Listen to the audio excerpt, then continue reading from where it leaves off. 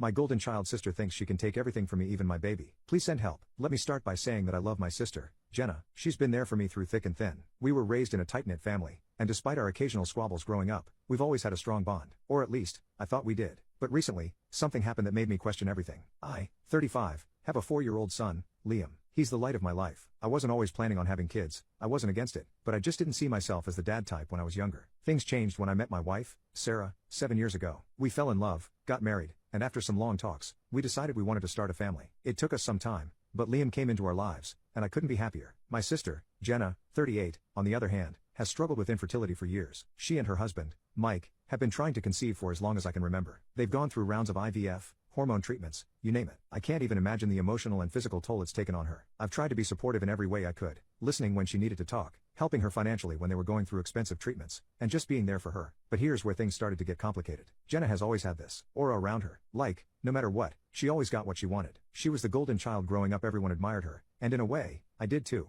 But there was always a sense of entitlement, like she expected life to keep rewarding her. So when she and Mike couldn't conceive, I think it shattered something in her. Over time, her behavior towards Liam began to change. At first, she was the doting aunt, showering him with gifts, visiting us all the time, and offering to babysit whenever we needed a break. But gradually, her comments became more possessive. She'd say things like, "You're so lucky to have him. I wish I could just keep him for a few days." Or, "If Liam were mine, I'd do XYZ with him." I chalked it up to her frustration with not being able to have kids of her own and let it slide. I didn't want to make things harder for her than they already were. Then, about 6 months ago, Jenna and Mike announced they were looking into adoption. Sarah and I were overjoyed for them. I thought this might be the turning point where she could finally move forward and find some peace. But after a few months, Jenna started making more intrusive comments about Liam. She'd ask if he could stay over for extended periods or if she could take him out for the weekend to give us a break. She even started calling herself Mommy Jenna in front of him, which made me and Sarah deeply uncomfortable. We tried to brush it off as a joke, but it started happening more frequently. The breaking point came a few weeks ago when Jenna came over for what I thought would be a casual dinner. Everything seemed normal at first. Liam was playing in the living room, Sarah was setting the table, and we were all chatting. But then, out of nowhere,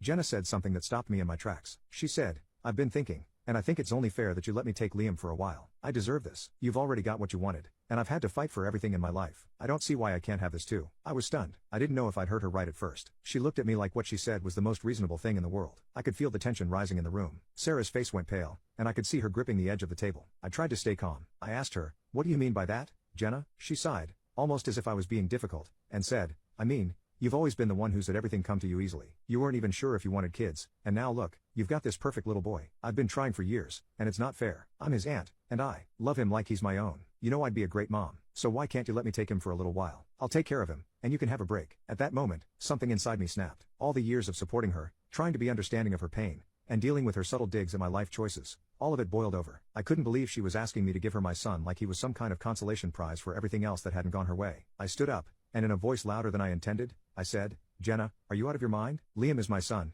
not some object you can just take because you think life hasn't been fair to you. I'm sorry you've struggled, but that doesn't give you the right to demand my child as if you're entitled to him. You've got everything else you wanted? That's not how life works. You don't get to borrow someone else's child because things didn't go your way." Jenna looked like I'd slapped her. She stood there, speechless, for a few seconds before she burst into tears and ran out of the house. Mike followed her, but not before shooting me a look that made it clear he thought I'd gone too far. Sarah, who had been silent the whole time, finally spoke. "I think you needed to say that," she said quietly. But I felt awful. Not because I didn't believe what I said, I absolutely stand by my words, but because I never wanted it to come to this. I never wanted to hurt my sister, especially given everything she's been through. But how could she think that taking Liam would ever be okay? Jenna hasn't spoken to me since. She's blocked me on all social media, and even my parents have been hesitant to get involved. They told me Jenna is going through a hard time and I should have been more understanding, but I'm struggling to see how I could have handled that situation any differently. Was I too harsh? Should I have been more patient given everything Jenna has been through? Or am I justified in snapping at her for trying to take my son?